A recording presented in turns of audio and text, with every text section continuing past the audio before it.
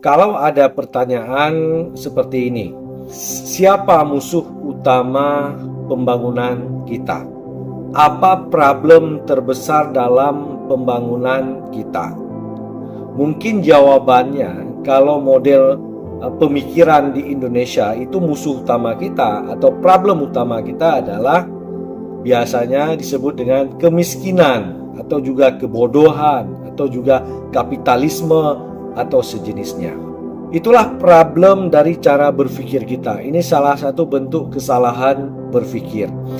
Kita disajikan bentuk-bentuk atau musuh-musuh utama pembangunan dalam wujud-wujud yang sangat abstrak, tidak jelas. Kemiskinan itu tidak jelas, kebodohan itu tidak jelas, kapitalisme itu tidak jelas. Itu hanya angka-angka saja, itu hanya data-data saja, itu hanya sebuah diskursus saja, sebuah statistik saja.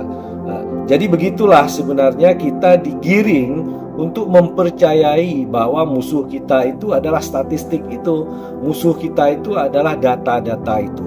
Bukan itu musuh kita.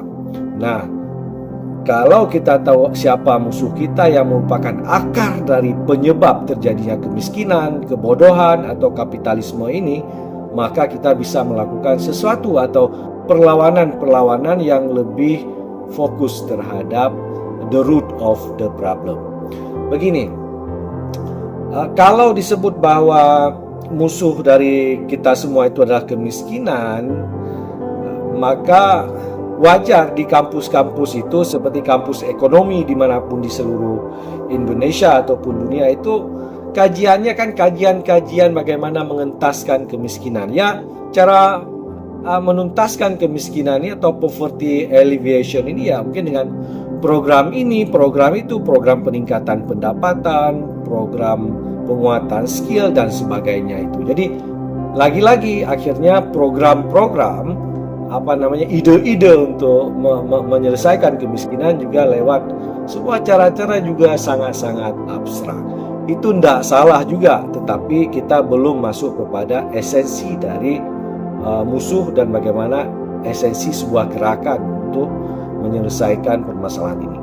Jadi gini, kemiskinan itu kan sebuah sebab akibat aja sebenarnya. Jadi sesuatu yang terjadi karena sebuah sebab-sebab yang lain. Jadi penyebab kemiskinan misalnya ataupun kebodohan ataupun kapitalisme itu kan boleh jadi karena sebuah struktur kekuasaan atau sebuah kultur sosial. Jadi kalau kultur kita buruk, tidak baik, maka bisa menyebabkan kemiskinan. Atau kalau struktur kekuasaan juga tidak bagus, itu juga bisa menyebabkan kemiskinan. Di samping juga karena ada problem faktor-faktor nature lainnya yang menyebabkan kita miskin. Begini, kalau kita bicara penyebab kemiskinan adalah sebuah struktur, sebenarnya ada orang-orang yang menjalankan struktur ini. Jadi penyebab kemiskinan itu adalah orangnya. Penyebab kita bodoh itu ada orangnya, ada aktornya. Itulah musuh kita. Jadi kalau bicara musuh, itu bukan sesuatu yang abstrak, melainkan sesuatu yang nyata. Ingat ya, musuh itu sesuatu yang nyata. Ingat gak Al-Quran ketika mengatakan bahwa sesungguhnya setan itu musuhmu yang paling nyata. Setan itu nyata gak? Ya, nggak tahu kita yang mana setan. Sangat abstrak, betul nggak? Iya, itu karakternya. Setan itu karakternya. Tapi dikatakan bahwa setan itu nyata. Tahu nggak siapa setan itu? Setan itu adalah orang. Dan orang itu nyata. Coba Anda keliling dunia, nggak ketemu setan. Mau Anda naik ke langit pun nggak ada setan di sana. Nggak ada yang namanya setan itu.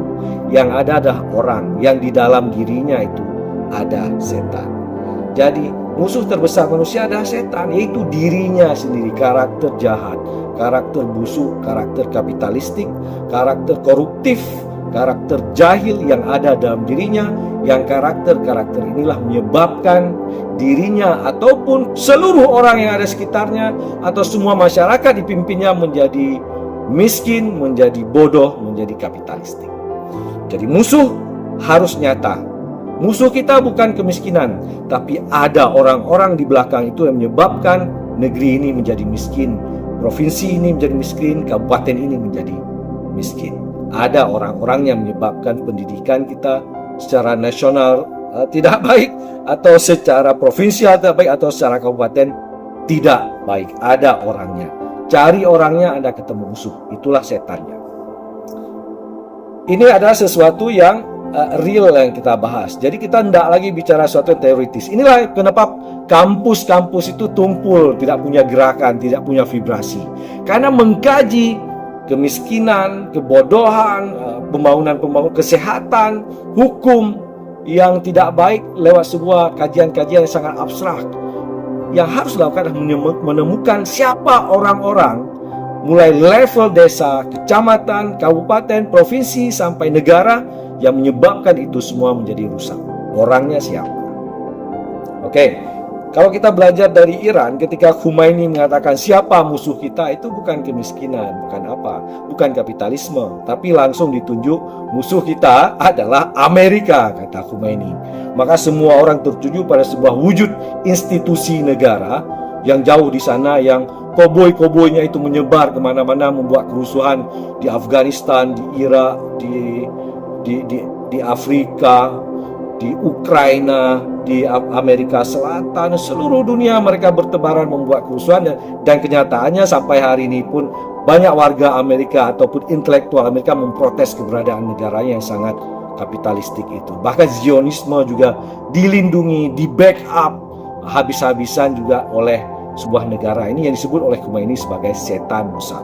Jadi ada wujudnya setan itu dalam sebuah negara, yang negara itu dipimpin oleh presiden yang terus berganti, yang juga tidak kalah jahat dalam melakukan aneksasi atau melindungi berbagai kepentingan kapitalisme atau Zionisme mereka.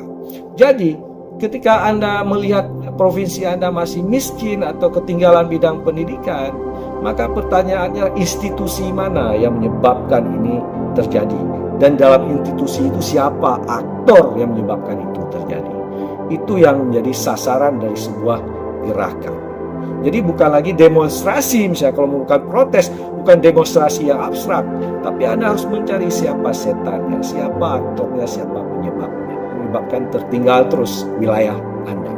Kan ini cara-cara yang sangat dilakukan oleh gerakan-gerakan intelijen. Gerakan intelijen ketika melihat ada sebuah problem, jadi nggak dilihat bahwa problem itu adalah sebuah problem, tapi ada orang-orang menyebabkan problem. Jadi mereka memetakan siapa aktornya yang menyebabkan sesuatu itu terjadi. Kalau aktornya ditarik, aktornya ditangkap, aktornya diturunkan, aktornya dijatuhkan, maka ada harapan ini akan selesai. Jadi kita harus merubah paradigma cara berpikir dari sangat abstrak ini kepada memahami langsung siapa saja pelaku-pelaku kapitalisme, pelaku-pelaku korupsi, atau aktor-aktor yang menyebabkan berbagai program pembangunan gagal dilaksanakan. Siapa orang-orang yang telah diberikan amanah, diberikan jabatan, diberikan anggaran untuk menyelesaikan sebuah masalah, tapi masalah tidak selesai.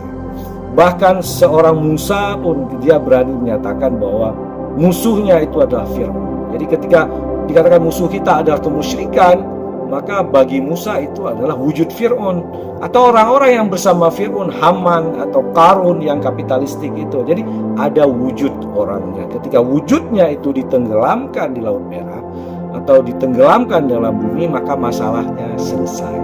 Jadi semua masalah itu ada aktornya. Jadi aktor itulah yang harus betul-betul digaji, diteliti, sehingga bisa dimintai pertanggungjawaban atas pekerjaan mereka semua.